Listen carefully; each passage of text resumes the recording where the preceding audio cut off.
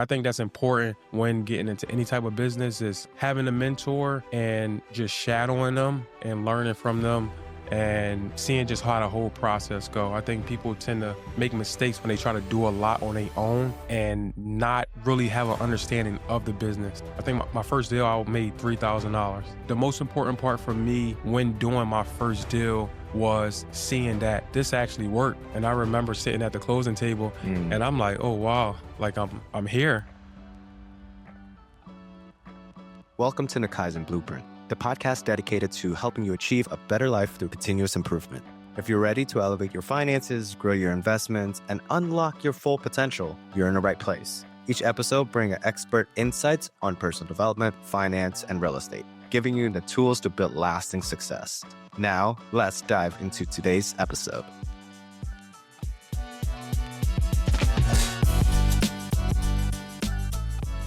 Jamier Hughes, how are you doing, brother? I'm doing good, really good. So how are you today? I feel good.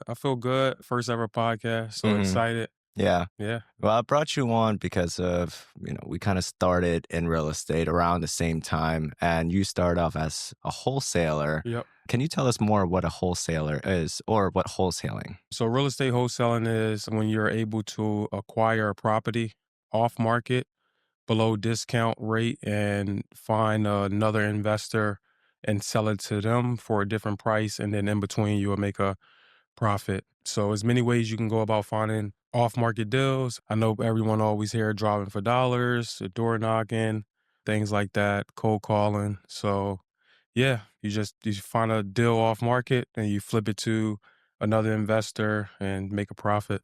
Yeah. When you first started, roughly about 5-6 years ago, right? Mhm. That Yep. was like the norm. Yeah, You yeah, hear yeah, yeah. that online on YouTube courses, things like that, that this is how you get started in real estate Mhm. without no money down. Yep. And everything is smooth sailing. You just got to door knock, you just got to call sellers and things like that. How have that changed throughout the years? It changed a lot. Like when I first got started back in 2019 in real estate, just like you said, everybody wanted to know, oh, what's the best way to get in real estate? And then you discover wholesaling. So I would say back then it was more so like door knocking and dropping for dollars. And now since technology, AI, a lot of things like that have been came into place, there's a lot of many different ways now you can go about the whole wholesaling. So you can text message blast, you Mm, can VAs, what else? PPC, sending out mailers and things like that.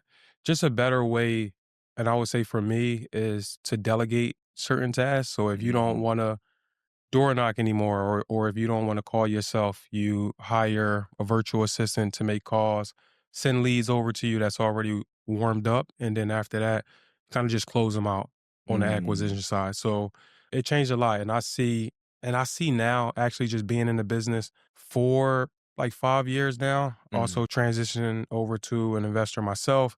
People that's building out their wholesaling companies now, and they're just doing a lot of things different. mhm. A lot of things different. Yeah. Before we jump into your next Hmm. vision here, next accomplishment here, Right. tell us how you first dabbled in real estate. We talk about wholesaling, Yeah, yeah. obviously, but why real estate? That's a good question. So back in, I would say 18 after I finished college, working a 9 to 5 job. I was working with kids that had autism. Great job. I love the kids, but working was just something not for me, like a 9 to 5. So always had the entrepreneurship spirit and just Sure. wanted to start my own business. Didn't have no clue what I wanted to do. Played basketball in college and yeah, had a few friends that was in real estate, also two family members that was doing real estate. So I'm like, let me check this thing out. Mm, So dived a little bit deeper into real estate and I start figuring out the importance of it when it comes to building generational wealth, creating financial freedom, mobility, and things like that. So I'm like, this is something that I may want to do. So then, you start to do a lot of research and you get on mm, YouTube like you said, what's the best way to get in real estate? I don't have that much money. I'm in debt with student loans and stuff like that.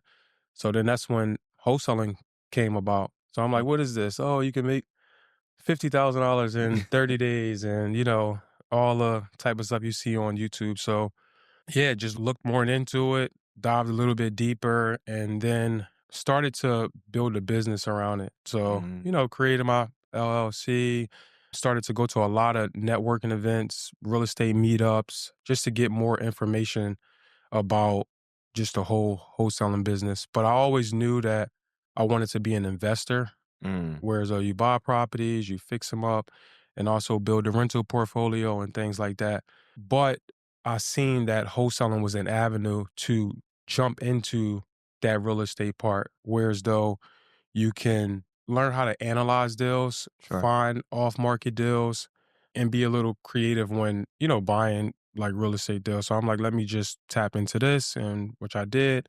I actually end up building a business around the whole wholesaling thing and, just focusing a lot more on that. And then that's what allowed me to transition into be an investor. How was Uh, your first deal?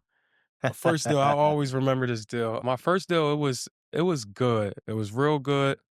I remember I was actually door knocking. I Wow. was door knocking. I was in the Okay. Germantown section, door knocking, and came across this homeowner and was just knocking on the door, letting them know, like, hey, I'm working with a few investors that I know, and they're trying to buy in this area, and we just wanted to see if you was interested in selling. Hmm. And come to find out, he was actually moving, I think, like the next month or two. So he was just like, yeah, I am looking to sell. You know, what do you want to pay? So it kind of caught me off guard because I'm new in the business and I Sure. didn't know. So I just was like, I could just take your information down and I can go talk with some of my investors and see, what we can pay, which I did. I took his information and then I had talked with a mentor of Mm, mine that was teaching me the business. So I went mm, back to him, said, hey, look, I found someone that want to sell their property and ran the numbers and I ended up just reaching out to him. I made him an offer and the offer was good and, got it under contract. And going through that whole process, it was exciting, but also too like nervous because I'm like, yo, yeah. do this stuff even really work? Yeah. It's like you looking into it, and you can make this money, and I'm like, do it actually work? So my mentor, I gave the deal to him actually just so he can just show me the ropes because Mm, I didn't really know too much. I did find a homeowner that wanted to sell. So I was like, hey, just take it over from here and I'll shadow you and you just walk me through the whole process. And I think that's important when getting into any type of business is sure. having a mentor and just shadowing them and learning from them and seeing just how the whole process go. I think people tend to make mistakes when they try to do a lot on their own Yes. and not really have an understanding of the business. So I'm just like, hey, let me just step off. You got it. Take it from here. And I just shadow him through the whole process. And I think my first deal, I made $3,000. That's So that's still that's yeah, still it's money. something. It's It's still something. profit. And I think the most important part for me when doing my first deal was seeing that this actually worked. And I remember sitting at the closing table Mm, and I'm like, oh wow, like I'm here. yeah. So I think that's all I had to see is that, you can really get into real estate, doing real estate wholesaling and make money not really using that much money. Yeah. So just a lot to unpack here, I know, right? yeah, yeah, You yeah. you you started off with dabbling in real estate because Hmm. you're around family members and friends who are making money and you're like, what are they doing that Yep. I'm not doing? And Right. that was in real estate. And you did a lot of research. I'm pretty sure you took courses, you found a Hmm. mentor, Hmm. and then you start going to networking events and getting to know, you start getting acclimated, right? Right. Not just in content, but also in people. And then you start building your business that way. Yep. But initially, you didn't really have a business. You're just whatever that person or that mentor said, I'm going to do. And Mm. hopefully it sticks. And eventually, you kind of shadow him. You found a deal, which is the hardest thing that most things today. And Right. I don't really like calling it wholesale. I like calling like I property acquisition, right? I That's what say it really is. that's what I say now as looking more into the business. I don't like to call it wholesaling as well. I Sure. mean, I feel like wholesaling get a bad reputation. And how I look at it now, if someone was to ask me, like I have a consulting company, Yeah. and which it really is. You consulting with homeowner and you consulting with an investor and you connecting dots and you get paid for doing that. Yeah. I mean, that's what consulting is Yeah. from my understanding. But most business owners, especially in a real estate game, they fall into paralysis analysis, Mm. right? Tell us more about the percent, let's say, assuming you work 40 hours on your Mhm. business, what percentage of that are you doing the most important things, and the other percentage that you're stuck in that paralysis analysis, especially in that first deal?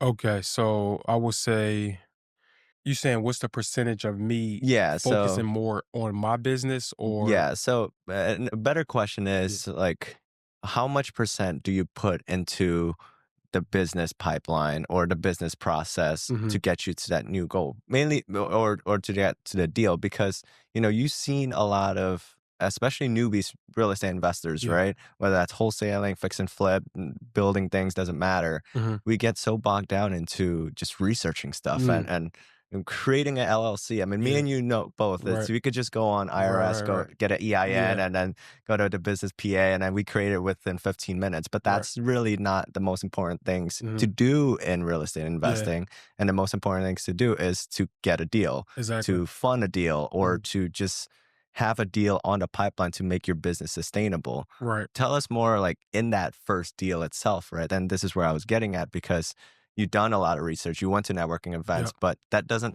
it kind of does, but kind of doesn't get you to that deal. So Mhm. how was it? Did you get stuck into paralysis analysis, or?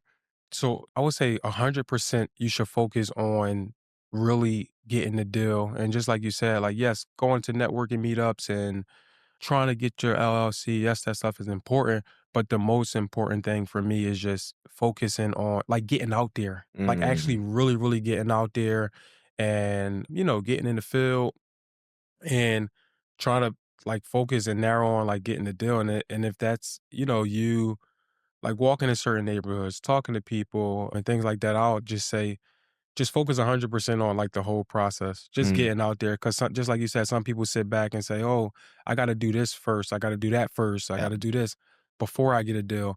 For me, I just was like, let me figure out the concept and, what I need to do and just let me go out there and do it. Yeah. And over time, if you stay consistent, then Mhm. eventually like you'll see results. How long did it take from when you first dabbled in real estate to you get your first deal? It brings back memories, man, but it also is a good feeling. I remember vividly, it took me probably 8 to 9 months. Wow. 8 to 9 months. 8 to 9 months to get a deal, and within that time, 8 to 9 months, doing a lot of research, using, like, some of my credit cards to buy, like, lists and, investing into seminars and going to all these type of things just to try to figure out Yeah. how to get a deal, and it was tough, I mean, because I could have gave up Mm, after, month 4, month 5, sure. which I see a lot of people do, and I think the reason why is because they like, "Okay, hey, I wanna get in real estate," but like, "Okay, why do you wanna get in real estate?" I think the more you tackle on the reason why you wanna do things, it allow you to, sustain and stay a little bit longer, and I think that was for me, I knew that I had a bigger goal Mm, when it came to real estate. So I didn't really care how long it took me, yeah. even though going through that process, it was tough. But after that 8, 9 months, I was able to close my first deal. And I'm Mhm. like, okay, it worked. Yeah. This worked. Yeah. It's time to go now. You Yep. mentioned earlier that you were playing basketball Hmm. in college. I had an athlete, his name is Czech, and he came from like the football route. Now he's Okay. doing his own thing. And he mentioned a lot of things that translates from being an athlete into Yep. having your own business or having a job. And most of it is like work ethic and things like that. Tell us more about how your experience with basketball and perhaps other sports that I may not know that you played Yep. translates into the business world. So good question. So I'll say, so I did play basketball. I went to Rosemont College, graduated from there, played basketball there for 2 years. So I would say playing basketball had helped me a lot Mm, in business and a lot of just the character traits when it come to when playing college basketball. You got to wake up at 6 a.m. You got to do these lifts. You got to go to study hall. You got to watch film on different teams and stuff like that. And I feel like when it comes to starting your own business, mm, no one is really holding your hand. So you got to hold yourself accountable. So you got to, get up every morning, figure out different business ideas and try different systems and go to these different events and things like that. And then also, too, just to touch on when playing basketball, you gotta be resilient. You know, Sure. you gotta be resilient. You gotta Yeah. have that playing against different teams and, you don't come out with the win Yeah. and things like that. And when starting my own business, I mean, I feel like you have to have the same exact thing. Mhm. Just like we said, it took me 8 to 9 months to get my first deal.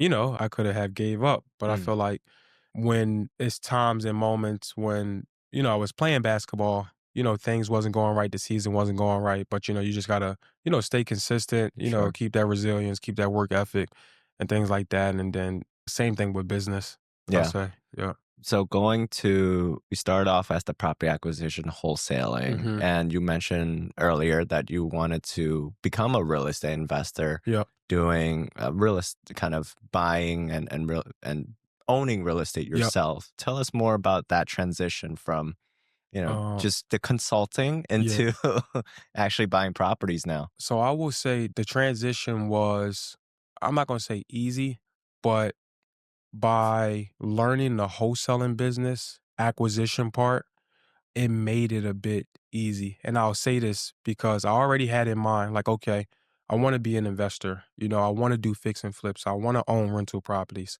And what I found to realize that real estate wholesaling actually, when you really dive in and have an understanding of finding off market deals, knowing how to analyze them, knowing when to buy, I'm like, okay, I know I want to be an investor. So this Mm, is is like a cheat code for me, I would mm, say, because after I build some capital, which wholesaling does, it allow you to build capital, save your money. And now it's time for me to buy my own piece of real estate. I know how to find the deals. I know how to analyze them. So now I got the capital. Now I can just jump straight in and buy, my first real estate. So I'll say to touch on that experience, it was good. I think I bought my first rental property in 2020. I remember a homeowner had reached out to me wanting to mm, sell the property. They told me how much they wanted. It was in a really good area, up and coming area here in Philadelphia, Strawberry Mansion, and they told me the price, and I'm like, "Okay, let me get back to you." I went back and I went to analyze the deal based on starting out in wholesaling and, learning how to really analyze it and see if it makes sense for an investor. I'm like, "Okay, I think this may be a good opportunity for me to keep this myself." sure. So that's what I ended up doing. I went back to the lady and I said, "Hey, I can, pay you this price." I analyzed the deal, looked at it, got it at a really good price, and I had used a hard money lender Okay. for my first deal, fixed the property up, and put some tenants in there and rent it out. Nice. So you Yeah, did the Burr method, the kind of bird buying method. Yup, buying rehab, refinance, and repeat. Okay. exactly. Yup, yeah. Tell us how you analyze deals. Um, We could go on multiple podcasts, but right. give us like the 5-minute version. Right. So many different ways how I analyze deals. Say if someone reached out to me, they wanted to sell. I always look at, okay, what zip code is in? What area is it in? What are properties selling for as is? And then also looking at the ARV, which is the after repair value. After you buy the property, you fix it up and then it's worth X amount of dollars once it's newly renovated.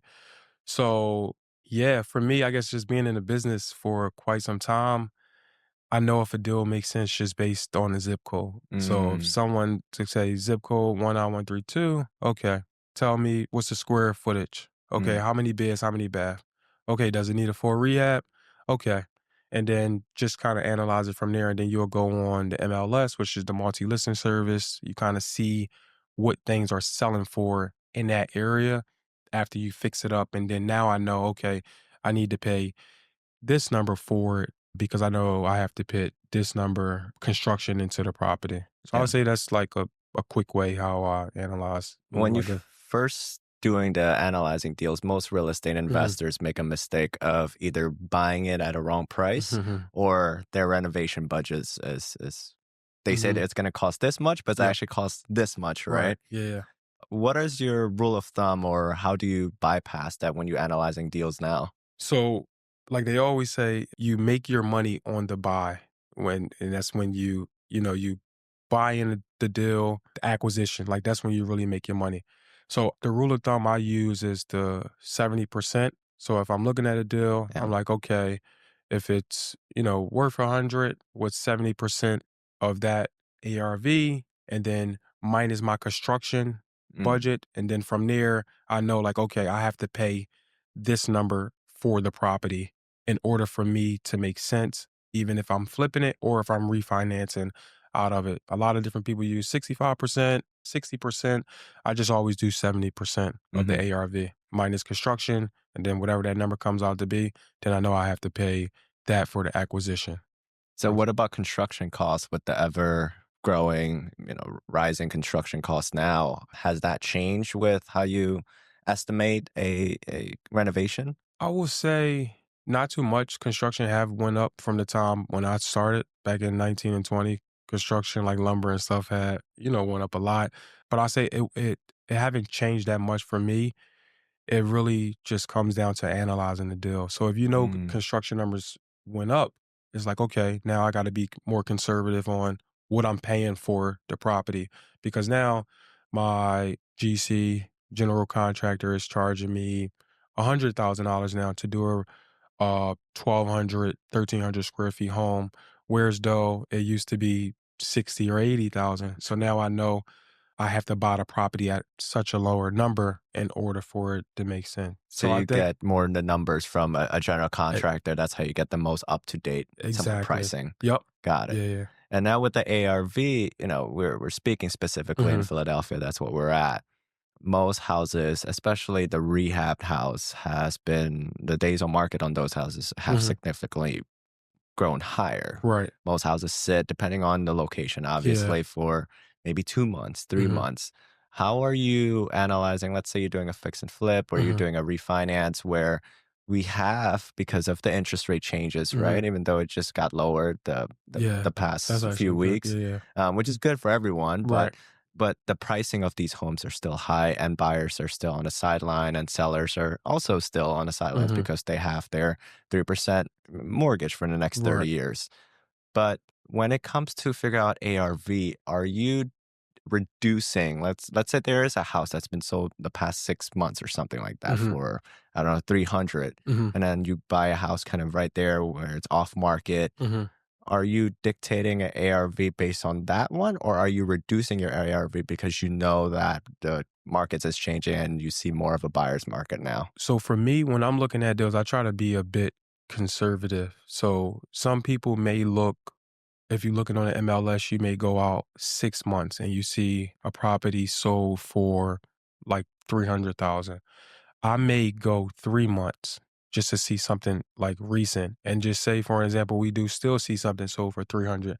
Based on the market now, I'm gonna be a little bit conservative. So I'm Mm, gonna say, hey, I see something sold for 300. I mean, seen two comps, two, three comps properties is selling, 300. sure. I may be a little conservative and say, hey, based on the market, the interest rates and things like that, this property can probably go for 280, 285, just to be on the safe side for myself when analyzing deals. And I think that's for me, from my experience, that always have been good for me when Mhm. I'm doing my numbers, even my construction budget. I always estimate higher in the sense of things may come up. So I do the same thing when looking at ARVs.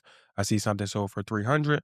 Okay, that's my goal. I want to try to get that number, but I'm gonna be conservative. And the reason why I'm gonna be conservative because Mm, interest rates is up. This property may sit on the market much longer sure. than these other properties is. So it's just I think it comes down to just being conservative and Yeah. really sticking to your numbers. Yeah, being Yeah. conservative and the Yeah. numbers is it's the most important It's thing the when it most comes to important real most estate. important thing. And yeah, and I experienced that when not running numbers to the T, it come back and it'll bite you. Yeah. So now that you've done the acquisition or somewhat master it and become an expert in this, and then you're transitioning into doing fix and flips and Mhm. rentals, how are you managing those Right. now? The units and the construction. Are you project managing your own? Are Right. you property management your own? So as far as construction, now I just hire out a GC. When I first did my first rehab, I tried to GC it myself. How It was was a that? good it was a good experience, but it's time consuming. Yeah. So for me, I knew that I was trying to build out my acquisition company.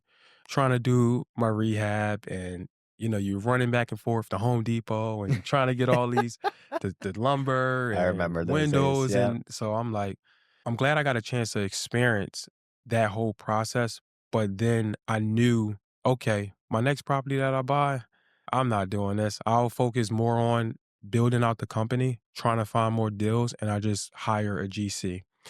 You may gotta pay, an extra 10, 20,000, but you're paying for your time. So it's Mm, just like, okay, I'll pay that extra 10, 20,000 to hire a GC to finish my next project, whereas though I can focus on building out the acquisition company and getting more deals. So for me, that's what I did. I like right now when it comes to construction, I just hire a GC. So if I'm ready to work on my next project, I have a GC of mine that done all my other projects and I say, hey, look, we about to work on this one and then kind of go from there. To touch on your other question as far as property management, once again, I tried to manage my first rental property that I had, and mm, it was a headache. I mean, you can do it. It depends on to what scale you want to do it. I mean, you have two, three of them. Yeah, you can manage them yourself, which is still tough. You're running around. If you don't have systems in place, you're running around collecting rent. You're going to pick up the sure. rent and things like that. So for me, I experience, I don't, really want to do that. So then, got a property management group to, manage some of my rental properties. Yeah. Yeah. So what's your kind of unit count now between projects and under construction and rentals and things like that? So right now, we have two projects right now that we have currently under construction, one in Germantown, then we're working on one in West Philly right now. And then as far Are as these like fix and flips or are these yeah, like so rentals? yeah. So these ones right now are fix and flips. Fix and flips. We recently just finished a fix and flip, I say 2 months ago. It was Nice. in West Philadelphia. Hmm. And yeah, so that's what we currently working on now. And what about your rentals? Do you have current rentals or everything just been fix and flip? Yeah, no. We do have some rentals now. So I'll say we have a few units that we currently done within the past like, you know, 3 to 4 years as Hmm. far as rentals and things like that. Yeah. And are these deals that you found yourself or is hmm this through MLS? So a lot of deals I found myself, to be honest. And the reason why is because, like I said, just to touch back on,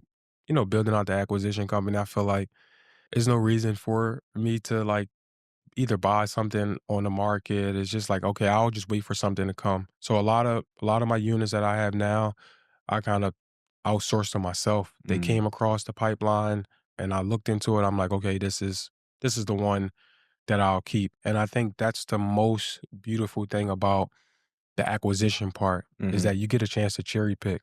So once I was able to master that, I'm like, okay, every deal that come, I'm like, okay, I'll keep this one. I'll wholesale this one. I'll keep this one. So I'll just wait, Yeah. patiently just wait. Within that time waiting, you just kind of, wholesaling other deals, building some more capitals and focusing on, other things like and stuff like that. So now with the acquisition, now that you are doing it and have a system in place, hmm what percent of the deals do you just wholesale or what percent of it do you keep now that Mm. you have the resources to do so? So I would say if we was to get 5 deals a month, I will say we will wholesale 3 and keep 2. And we will use the capital that we make with that to Fund the to two. fund the two. Okay. So I would say that. But then also too, it depends on Depends on the it deal, right? yeah, Yeah. yeah, yeah. It depends on the deal. And then also too, it depends on just the time. Like, Mm, what position I'm currently in right now, myself, and then also with the company. It'd be times we may get 5 deals and just wholesale all 5 of them. yeah. It's because maybe these next 2, 3 months, we're Mm, not really focusing on buying. yeah. Like the goal is to finish out what we're currently working on now and then, then move on to the next one. And I would say just for myself, just speaking personally, as an investor, something that I try not to do, I try not to like over leverage myself. Sure. I mean, That's good. I found myself almost doing that before and it just wasn't too good. Just trying to do a lot of things at once, yeah, you get distracted by the shiny objects and stuff like that, but then you can tend to make, some decisions that you will have to pay for. So once again, just being conservative. So if deals come in, I'll see what I'm working on currently at the moment, and then kind of like go from there. Yeah, that is really good because most investors now, oh, well, just yeah, not now, but just in general, Hmm. we're always cash poor, Yeah. right? We're like you That's said, true. we're over leveraged Yeah. and Yep. we're trying to build this generation wealth, but then we either have to sell, we Hmm. have to have another kind of cash flowing business in order for us to fund maybe a down payment, maybe a Yep. closing cost.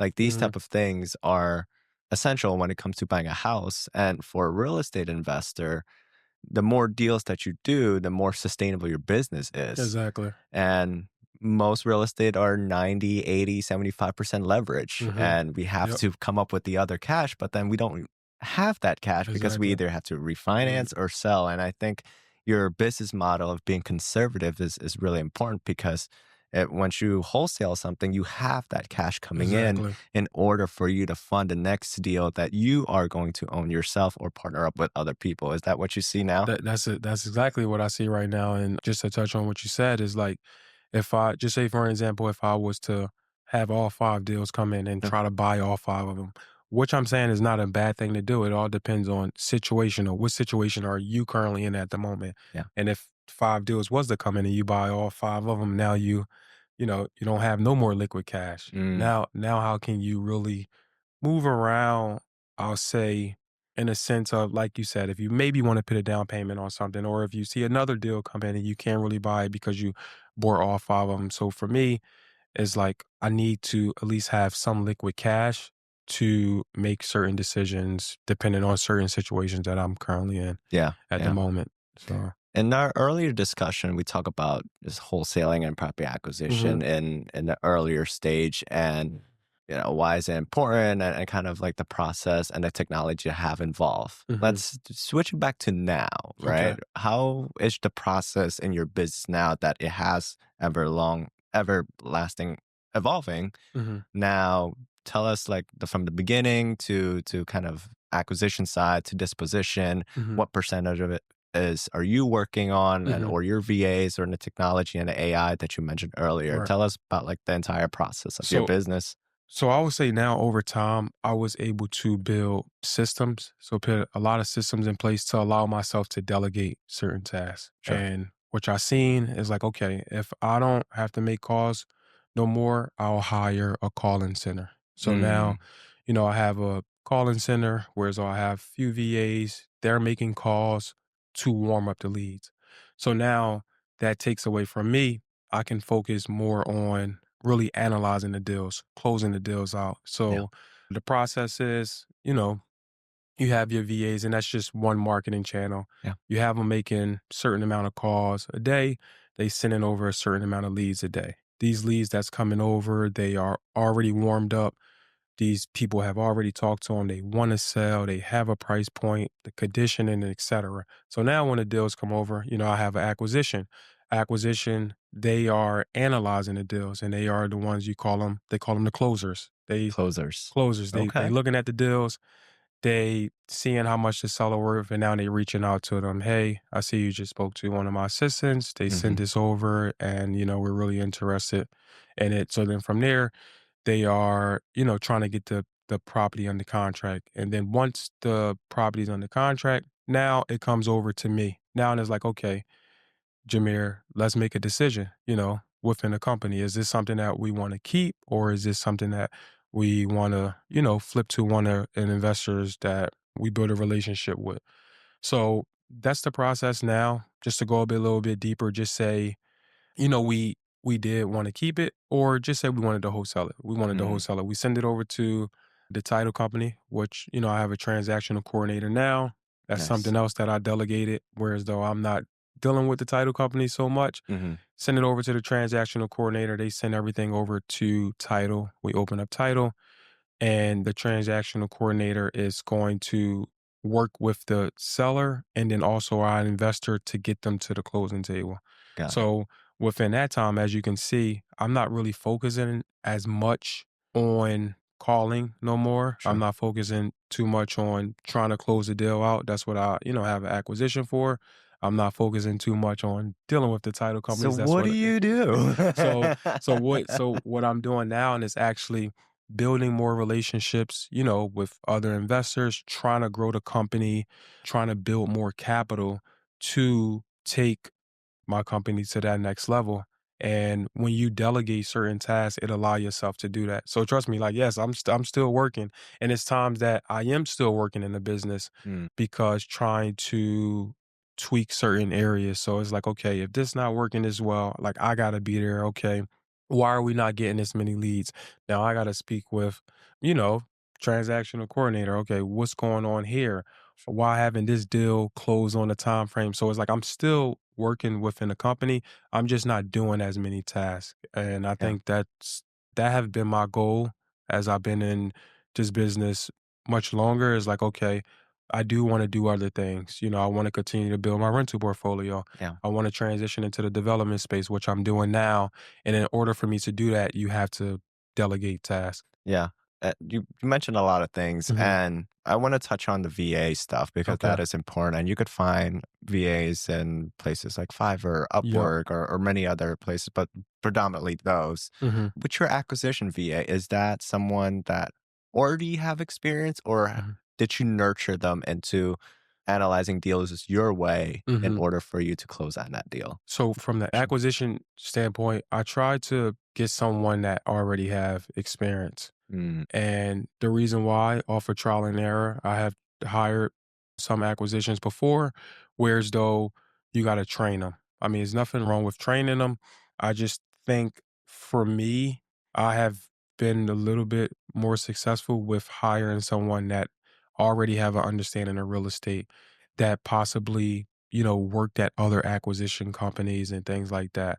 And it's all about, timing. You can get someone in that's more experienced. mm. Now, these people can, close a deal quicker within 30 to 60 days. That's just based off my experience. So yeah, I'll try to get someone that been in the business, for a while already. Yeah, and the transaction coordinator, she handles the dispo as well with Um, the investor or So dispo right now, I'm focusing more on the dispo, but I do have I call it's like another department, a marketing dispo. So once we do get something on the contract, now you have to put all the marketing materials together. So I have a marketing person that I send everything over to. They get the pictures, they create a description of the property and put everything together. And then we have a schedule on when we're going to send this deal out. This is if we're sending it out to a list of investors that we have. And then got from it. there, once the deal is sent out, then, investors is calling. So I'm more so focusing on that side and Mm, working with the investors and, dispoing the deal. So got it. that's where I'm currently at in the business right now. And you mentioned that you wanna take this business to the next level. Mhm. What does that mean for you? Just really tightening up some things whereas though the business is on autopilot. And I Mhm, think that's my goal. Whereas though I can step outside of the business instead of, working in the business. mhm. And I feel like right now, I still find myself working in the business from time to time. Yeah, I was able to, delegate some stuff where so I can take a step back, but yeah, I'm still in the business. So for me, what it looks like growing the acquisition company is getting to a point where as though I can go away for a month or two and the business is still sustainable yeah. and we're still hitting those numbers that we want to hit every month. Yeah, for that. Have you ever read the book, 10X is Better Than 2X by Dr. Benjamin Hardy? I haven't read that book yet, but I definitely Yeah, will it's a look great into it. book, and I mentioned this to other entrepreneurs as well. There's 4 levels of entrepreneur. Okay. Level 1 is kind of when you first started 5, 6 years ago. You were doing everything yourself. You were, y the generalist and a Right. specialist at the same time. You're specializing in multiple different facets of the business. You're doing everything. Right. And then the level 2 is where you start hiring out that first VA, whether that's a caller, acquisition, where you kind of or executive assistant, where you delegate some of the nuances and Right. administrative stuff to that person. Mhm. You're still focusing on the other business. And then I think where you at is like level 3 now, where you Right. have members, team members is doing different, I like to call like assembly lines of the Yep. business from calling or marketing to analyzing through maybe where you are now with your transaction coordinator, or maybe another VA doing dispo, Mhm. right? And then you have the level 4, and I think that's where you want to be at. It's called the self-managed business. Mm. And that's where Yep. you see most CEOs, or maybe like Jeff Bezos, for example, where he just, on a yacht, or just chilling Just around. But chilling, yeah. then most of like his income, his business is just running through it smoothly, where you have a CEO, then you have a COO, but then you're just on the top as like the chairman or the board member, making high level decisions in order for your company to thrive. But then everybody else, from like the analysts or from the CEO, that's running your business on a day-to-day basis. Yep. Yeah. So Yeah. that is That's the goal. That's the goal. That's the goal for me. And at times it can be tough, but I think over time, as you just keep focusing in on a business and wanting to continue to grow, I think over time that stuff happen. But yeah, I would say level 4 is where I'm trying to yeah, get to. yeah. Yep. You had a intern, or Mhm. kind of a person that's following you around, right? Tell Yep. us about that experience. And where I'm going with this is to ask you a follow-up question of what Mhm. advice would you give for young entrepreneurs or people that want to get into real estate investing? Okay. So yes, I do. I have an intern that works with my company. And he closed Um, on a deal. he closed on a few deals. Wow. He actually started with my company like 3 years ago. He's in college now. He's actually his first year is at Temple. He still does some work for me now whenever, Does he get he can. tuition reimbursement? I don't know about that, but, yeah, he still does some work for me whenever he goes on break. But, yeah, he was an intern for my company 3 years ago, reached out to me. A friend of mine connected me with him, and he wanted to, get in real estate. So I used to have him just come down to my office. He used to always come down to my office, and I just threw him in a fire. I just was like, "Look, this is what, you should do if you're looking to get your first deal. Just make calls." I Yeah. just put him on a dollar, and he just was calling away. I gave him a script, you know, showed him how to talk to homeowners, and just I kept it simple for him. I just was like, "This is the concept." And I think when you know the concept of something, it's like, Hmm. "Okay, I know what I need to do now." Sure. And yeah, from there, he just was calling away, and he talked to a homeowner and they wanted to sell. And then, he just was like, okay, I'll, connect you over to the owner of the company. We can go from there. So I just took it from there, Yeah. and he just shadowed me. He watched me, and I got him to the table to close his first deal, Wow. which was, I think he was 14 years old. 14 and Yeah, close on his deal. Well, he got like a great mentor to I know, follow up yeah, with. yeah, So 14. And then from there, every summer he will come down to my office and, work with the company. And then I think, yeah, every year he came down, he closed a deal. wow. Yeah. And I think it was one year he closed like 2 deals. Cause if he's here for the summer, he don't really have that much time. He's probably only with me for like a month and a half. Mm. But within that month and a half, he was always able to manage and get a deal. Cold calling is difficult, Yeah, man. When I it is. first started, I remember my mentor Greg. He was like, "This is how you find a property," and we'd Mhm. be on Mojo Dialer, and yeah, we had a triple line, or maybe no, we had one dialer because I $1, had to yeah. pay for myself, and I didn't want to pay for the triple For the dial, triple line dollar, yeah. and I wasn't making any money. So yeah, and it's always scares me. It Mhm. scares me when it's just hello, Hello. Yeah, yeah, and yeah. I was like, is this the Yeah. address or owner of so and so, and it is nerve Yeah, wracking. it is. Yeah. It is. I mean, for a 14-year-old, or maybe even younger, when Yeah. yeah, right. Yeah, yeah, yeah, yeah, Uh, yeah. He was when calling away though. And it got to a point where as though he was really like this kid, man. I haven't really seen anything like it. Like he was really locked in. So mm, he used to, when I would be on the phone with certain homeowners, he would literally like just look at me, listen to everything that I say and things like that. And then next thing you know, he's on the phone.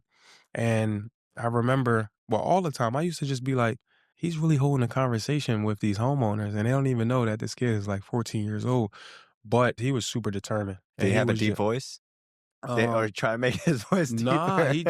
he was just being himself. Wow. Yeah, and I'm just like, he was be on the phone 5 to 10 minutes, sometimes 20 minutes, building a rapport with these homeowners, Mhm. and I'm like, oh, wow, they don't even know they talking to a kid. But he would just, he would study me. He would study me and just watch me, and then over time, it's just like he got it. You Yeah. got it. Yeah. Yep. So Yep. what would you advise for the younger investor or people that want to get started in real estate? So some advice I would give to a younger investor or a kid or anyone that wants to start your own business, seek out for a mentor. I think that's a cheat code. That's something that I did. Research, do a lot of research. Whatever business you want to do, if it's real estate, really do your research. And I think it's really important because the more you know something, the more you know certain directions you want to go. The concept that you know about a business, now you know how to tackle certain things when it comes to learning the business. And just speaking from my experience, and when I first got into real estate, I'm like, okay, I'm just going to do as much research as possible. And then also too, that allow you to be more comfortable to jump into whatever you want to do. So I'll say, seek out for a mentor, do as much research as possible, surround yourself around like-minded people that want to do the things that you want to do, and have no fear.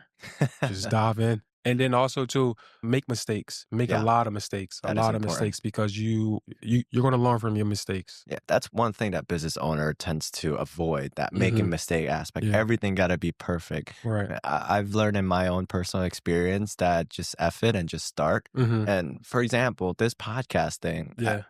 I kid you not, I started this, I had like the Chandra podcast or something like that, Yeah. like 2 years ago. And Yeah. it was just completely terrible. And I wanted to be everything perfect Right. to the point where I'm in that paralysis analysis and Yeah. not taking any action. Yep. Whereas now it's like, okay, I found somewhat of a mentor who was a producer in a Mhm. way, but then I realized I wanted more control. And I think that's what most entrepreneurs have in common. Like we want Right. We control of want our own control. That's the business. thing. Yeah. And that's why we started our own business. But yeah, going back to that point is you just start and you figure out Mhm. your mistakes and you build systems out of it. And then you just continue to do that more and more and more, and you scale much bigger. And I think that's what most entrepreneurs should be doing. Yeah. And it's okay to make mistakes. Just make sure they're smaller Yeah. Yeah. mistakes, Yeah. Not yet. and then And you get the big wins. right. Exactly. And then just learn from the mistakes. That's Yeah. why I never really look at myself as like, okay, I failed at this, or get too disappointed when things don't go my way, because I look at it, it's just a learning experience. Yeah. That's all it really is. It's like, okay, I took a chance at trying to do this, but it didn't work out how it's supposed to. So now let me just learn from this experience because it's gonna come around again. And Yeah. then once it come around again, it's like, okay, I know not to make that decision again. Hmm. You know, let me try this. Yeah. So it's just trial and error. Just trial and error. You mentioned earlier about seeking mentors or Mhm. finding mentors. But Jameer, where do I find a mentor? Real estate meetups. If you're looking to get in real estate meetups, networking events, I Yeah. think that's huge for me. Once again, So do you go up to anyone and be like, "Do hmm you wanna be my mentor?" yeah, It's I was doing that, and really? yeah, absolutely, because it's also to allowing yourself to get out of the comfort zone, and Mm, just like you said, a lot of people tend to don't do things because either they got fear or something like they kind of scared. So it's like, okay, let me face that fear. So yeah, you walk up to someone. I used to go to real estate meetups, networking meetups, sure. and I used to introduce myself with confidence though. And the reason why is because I had a goal and I knew I wanted to Mm, accomplish something. So when that's I was first getting in, I'm like, introducing myself. Hey, I'm Jameer. I'm just starting out into real estate business. Do you mind guiding me? Some people want to help you. yeah, People is out there that definitely you young and you ambitious and you looking to grow and things like that. Is people out there that want to help you. So if that's something, and I'm speaking to a young entrepreneur that's looking to mhm. get into a business, if that's a fear that you have, I think you should get over it. And there's many ways to get over it. It's just to go up and introduce yourself. Yeah, That's it. we undervalue as young investors, we under or just young entrepreneur Yeah. or people who wants to start their own business and seeking out a mentor, we undervalue the amount of ambition and amount of energy that we have Mm, compared to the older folks, right? Because the older yes. folks and where you are now, for example, I'm not calling you old, Yeah, yeah, but yeah. you have so little time dedicating into so many things in your life. Right. You want to have these multiple, lanes this Mhm. to go up exponentially all at the same time. But the same time, you're just one person. Like Right. you can only do so much. So you start delegating. And when you see a young, that intern, the person that you hired Mhm. is hungry, is ambitious, and can close a deal and just follow your step-by-step process and expand on your business itself. You're right. There's a lot of value into that, just to go up and be like, "Hey, I wanna learn. Just treat me as a sponge, and I'll Yeah. just take in That's it. everything as it is, and I'll just do whatever it is that you want me to do." Mhm. And it goes back to your first deal, right? It was like, I door knock, found a deal, I don't know how to analyze it. Yeah. Here. Yeah. Take it. Yeah. Take it. Done. I'll just shadow you. So yeah, yeah, yeah, yeah. Yep. I'll say just go up, man. Just introduce yourself to people. Let them know what you want to do, and then also to figure out ways how you can, add value to them. Yeah. You know, it's always a give and take. You find someone, hey, this is what I can give. Like this is what I can help out. Yeah. If you need help with this, just let me know.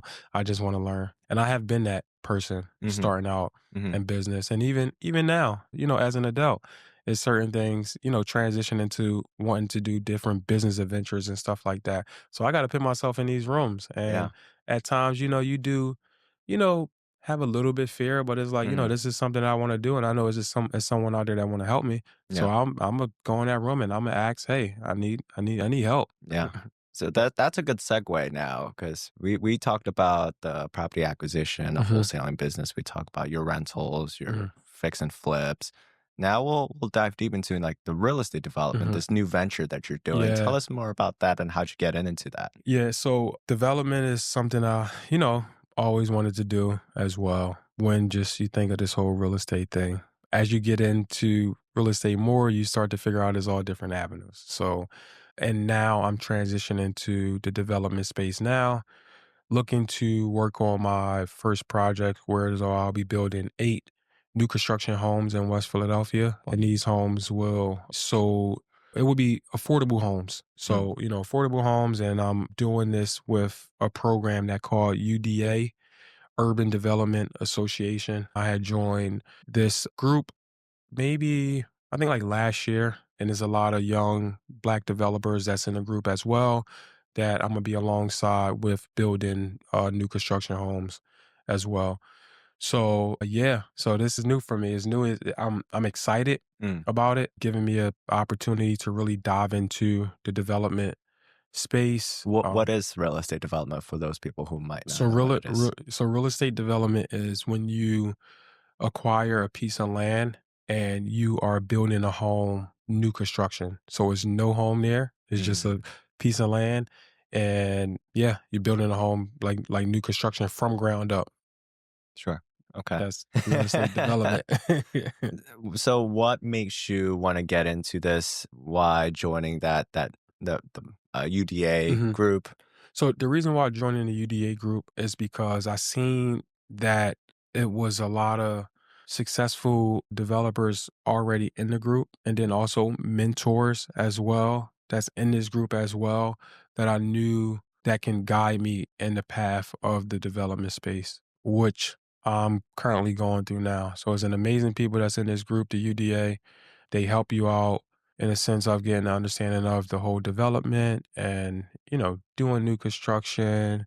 And then also to just building your network behind Mhm. it as well. So yeah, that's as far as the UDA. Yeah, That's what most real estate investors, right? We want to get into at least the folks that want to be stabilized, or hmm just I want to buy a house, hmm get rental income, and just let it go on appreciation, and I'll hmm be rich in a few decades or so. Right. Your route seems to be a ever growing one, where hmm you start off with a portion of that real estate hmm development, which is acquisition, right? hmm And then Yeah. you learn how to analyze deals. You learn how to do the numbers, which is the most important thing, if Right. if anything. Then you learn about the construction, where you've done your own GC work, and Mm, then obviously now you hire those out.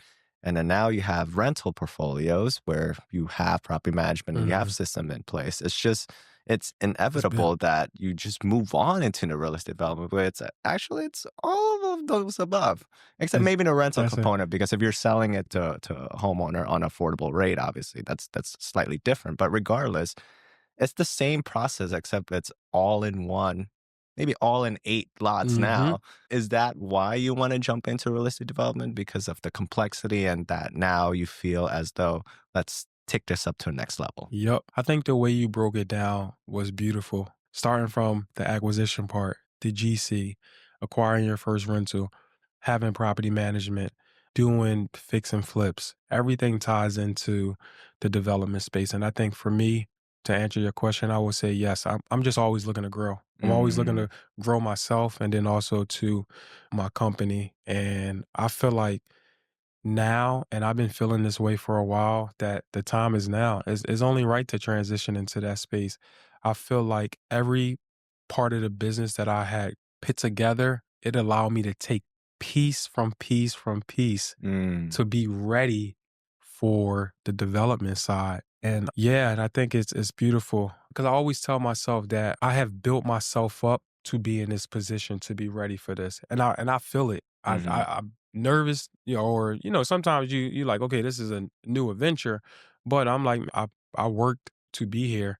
So, and that comes from learning all the different parts of the real estate business to do the development space. Yeah, So, yeah. I've yeah. seen you kind of with the BKP, Mhm. the development group Yeah, yeah, there. yeah, yeah. What's your kind of relationship? Are you partnering up with them Uh, on these deals and y things like that? When so I would say I'm not too much partnering up on development deals with them, but BKP, Brahim and Kyle, amazing, amazing young Black developers. They're actually, I look at them as my brothers, mm, actually, then also mentors. So I remember when I first met them, I would say probably like 3 years back, where did you meet when them? just, Real estate event? yeah, just Yeah. real estate and stuff like that, being in Philly, if you're in real yeah, if you're in real estate and you're doing really good work, then you always gonna navigate towards other people that's doing Yeah. good work. So I remember, I found out about them BKP, but then also too, I was able to build a really good relationship with them. So I looked at them like mentors to me. I knew Mhm. they was in the development space and I'm like, okay, once again, let me connect with them. Let me go up to them, introduce myself. And they seen what I was doing in real estate with the whole acquisition stuff and like fixing flips. And then from there, we just kind of built like a brotherhood. And to this day, like I'm always learning from them. Actually now, always reaching out to my guy, Ibrahim, and, asking them questions about, certain things when it comes to the development space. Cause I just know they've been there for a while. They doing some amazing things here Yeah. in the city. And yeah. So, did you already start, like, the groundbreaking for this 8 N lots? Where you at now? nah, And no, I haven't started yet. The process where I'm at now is still working with certain banks to, you know, get the construction loan and then mhm. talking with some of my private investors just to raise the capital to take down these 8 units and working on closing on a lot soon. So I Oh, would say okay. like right now I should hopefully be closing on these lots soon, probably the next 2 to 3 months. Mhm. And within that time, just talking with some banks and then some private investors just to raise the capital. What are some difficulties that you might anticipate during this process? Hindsight 2020. Yeah, yeah. I will say just more so building relationships with banks.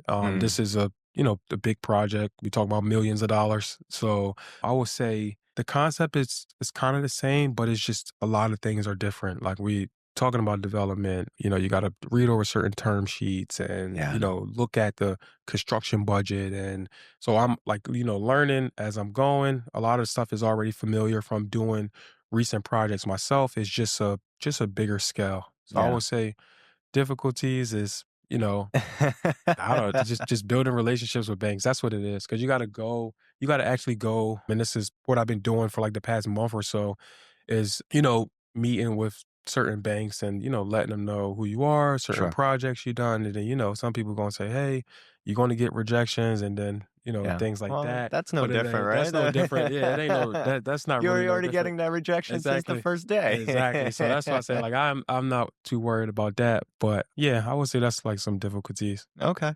We're gonna shift gear here, Mhm. and we're gonna play a little game. Okay. I call it 5, 4, 3, 2, 1, but I'm gonna figure out a new name for it. Mhm. So our podcast, it's about kind of improving your life. Kaizen Okay. is a Japanese term for continuous improvement and change for the better, which we talked about this Right, entire right, right, episode right, anyway. right. But in this one, it's just a little quick game, and the five is it's what I call word association. So I'm gonna say Okay, 5 words, and whatever things that come up in your head, just okay, say it. okay. All right. Alright. So I'll start with the first one: basketball, Resilient. success, Happiness. real estate. Ah. First thing that pop up in your head. Uh, Real estate, that's a good one. I got two more good one, by the way, after Okay. this. Real estate. Damn, what pops up in my head? Building. Building, Yeah. philanthropy. Told you it's gonna be. I know, philanthropy. That's a good one. What pops up in Oops, my head sorry. for philanthropy? I'm stuck. We could go to the next one. Yeah, what's the next one? We can come back to that one. Yeah, What's the next one? generational wealth. I know that's 2 words, but Yeah. Okay, first generational wealth. What's the first word that comes to my head? Freedom. freedom. Okay. Yeah, You got freedom. anything from the philanthropy part? I don't know. Nothing really. If not, then we could just skip over it. You ready? Yeah. All right. Well, four. We're gonna do quick rapid fire questions. So Okay. the five one we talk about the words. Now these are questions. Okay. What's your favorite book? Mm. Could be real estate. Could be non-real Oh, so estate. one of my favorite books is The Go Giver. The Goal Giver. Go Giver. Yeah. So really, really good read. I have read it multiple times, and it talks about the more you give in value, the more you receive in payment. That's like Mm, the more you give in value, the more you receive in payment. So the more wow. you give and you help people, you put certain people in certain positions, more you be successful. Yeah. That's like one of my favorite books. I mean, I have a lot, I read a lot, but that's Yeah. like one of, I recommend that book to everyone. Goal Giver. The Go Giver. Yep. Have you ever read this? Kind of off the hmm topic here. Never Eat Alone by Keith Ferrazzi. Mm-mm. It's a good I book. gotta It's look talk into about that one. networking and relationship building, hmm and it kind of translates into in the book that you recommended hmm because it says that, and this changed my mind. The most important thing when it comes to networking, hmm people think it's like reaching out to people, Right, cold right, call right. and marketing, all these stuff. It's actually generosity. It's Mm. like the more More that you give, the more you get, yeah, the more that you get back. the more you Like, receive. for Yeah. example, trust, right? You give, obviously, it's in a business world, it's hard to figure out who to trust. But then Right. if you start giving someone trust, they're like, okay, now I could reciprocate and get it back. Exactly. And I that's how you agree. build a relationship. I agree 100%. Second question: what's one habit you can't live without? Working out. I do know that. You Yeah, I do think post it. working out, yeah, working out, that's the first thing that pops in my head. Is just that's a safe place for me, just working out. It puts me in such a good mental space when working out. Yeah. So I'll say that's one habit that I can't live without, just working out. It's a It good it get habit. yeah, a good habit. It keeps me rolling, to be Yeah. honest. Yeah. Okay. What's the best advice you ever receive? Best advice that I ever receive. Be kind. Be kind Mm, to people. Mentor of mine, I remember when I met him, probably when I first got into real estate, still my mentor to this day. Something that he just always told me, just be kind. Be kind. Make sure you just be respectful yeah. and carry yourself a certain way. Just give off like positive energy. Just like you said, it's going to be reciprocated. And people feel that. So I Mm. just remember and I just was like, it was so simple. And I was like, just be kind. Like, all right, just be kind. But it makes a lot of sense. And I think that's just how I am now, That's even to good. this day. It's You do just come like, off yeah, with a kind energy. yeah, yeah. All right, this one is a good one. What's your guilty pleasure? Mm, my guilty pleasure. Got to start off with the one habit of working out, but I know. what's the reward? What's the reward? Yeah, like what's your guilty pleasure? My guilty pleasure. Hmm. That's a tough one. I've I never mean, actually. you're so disciplined that we don't even have a guilty pleasure. No, no, no. That's actually one of my things I'm guilty about. What do you like to do with with like with your own time, like or with friends or A lot of things I like to do with my I mean, I hang out with my yeah. friends. Okay. I'm trying to think. That's a good question though. I haven't really been asked that. What's my guilty pleasure? Hmm. I don't You know. want to come back? Yeah, I gotta think of that. I have never been asked It's that all question. good. All right. This one you probably have a lot. So we'll go to three now. Okay. Tell me three accomplishments that in your life or your career that you're proud of. Three accomplishments. One, I will say starting my business. Mm, That's something that I always wanted to do. Once I figured out I wanted to just start my own business, is yeah. I was able to, be successful. Another accomplishment will be graduating from college. Okay. Yeah, graduating from college. Definitely, I'll just say from my upbringing, a lot of people I grew up with, like just where I come from, Yeah. inner city and things like that. A lot of people don't even get a chance to experience college. And, Yeah. that's a huge accomplishment for me. That's awesome. My third one will be third accomplishment. I feel like I got a lot of Closing on accomplishment. these 8 lots can be an accomplishment too. Yeah, let's speak that. Yeah. I would say yeah. Let's use that as a third. Okay. About to close onto these 8 development That's awesome. lots. Two, if you could change two things about the world, what would they be? Hmm, that's a deep question. That's deep. If I could change 2 things about the world, one thing I would say I would change about the world. This is deep. It is. I'm just trying to see how can I say this or Just say it from your mind. no. I know. And I feel like the world that we live in now is a beautiful place, but also too it can be just a lot of chaos. I just think one thing that I can change if it was just more peace. And not Mm, saying that is not now. I just think that we are living in some crazy times right now. There's a sure. lot of crazy stuff that is going on in the world, just from a deeper standpoint. So I just think I wish it was just more peace. That's the only thing I can really think of. Peace. Cause Okay. yeah, All yeah. right.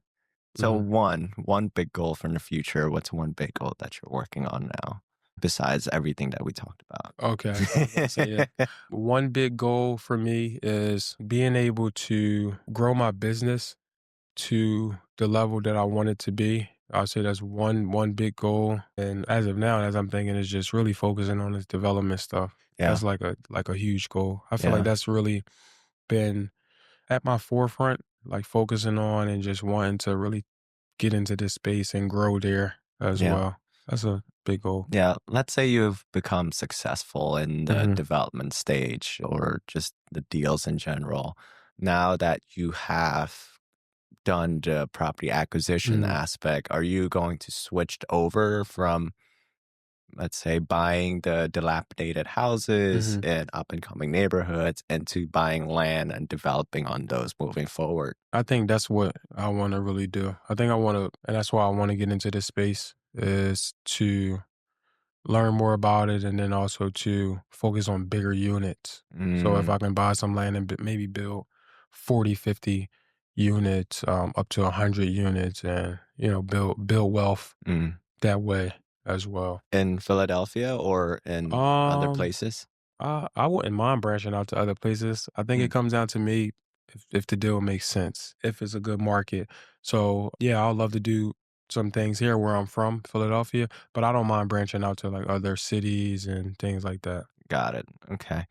Just more of a curious question, hmm kind of towards the end here.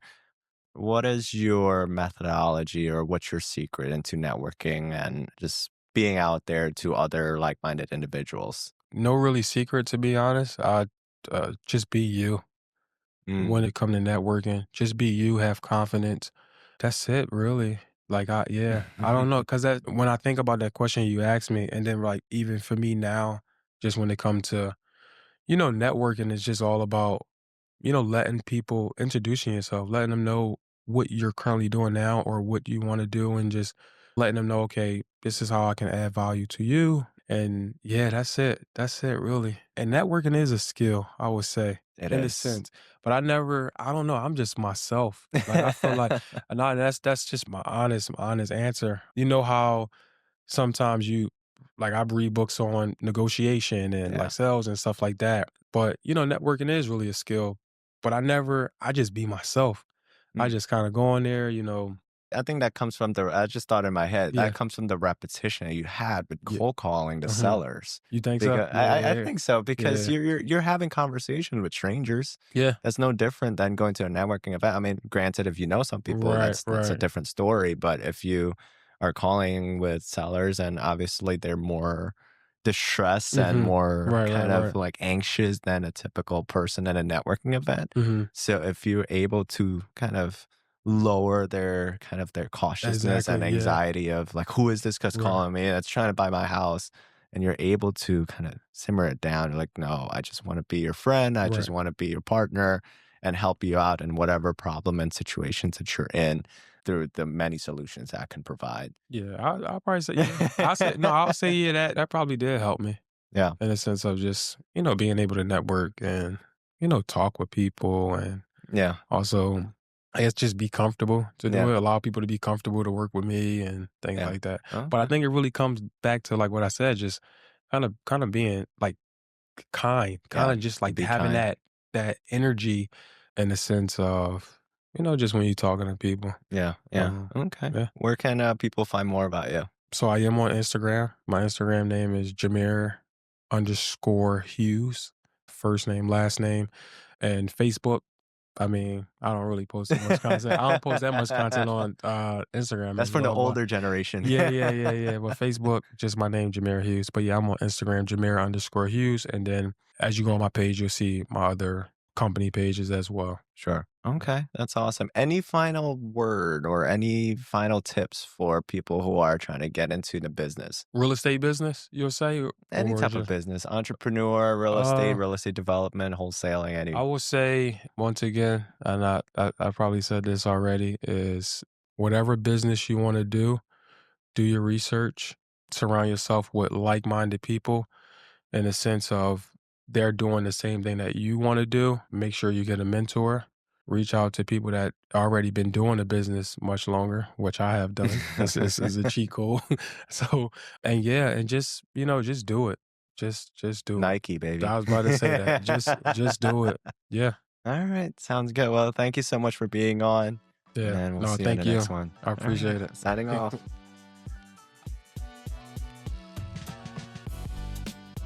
Thank you so much for watching or listening to the Kaizen Blueprint podcast. If you got value from today's episode, be sure to like, subscribe, and leave a review. It really helps us grow and reach more listeners like you. And don't forget to stay connected. Subscribe to our newsletter at kaizenblueprint.com for exclusive insights, resources, and updates. Keep striving for growth, take action, and remember, small, consistent improvements create massive impact. See you on the next episode. Peace out.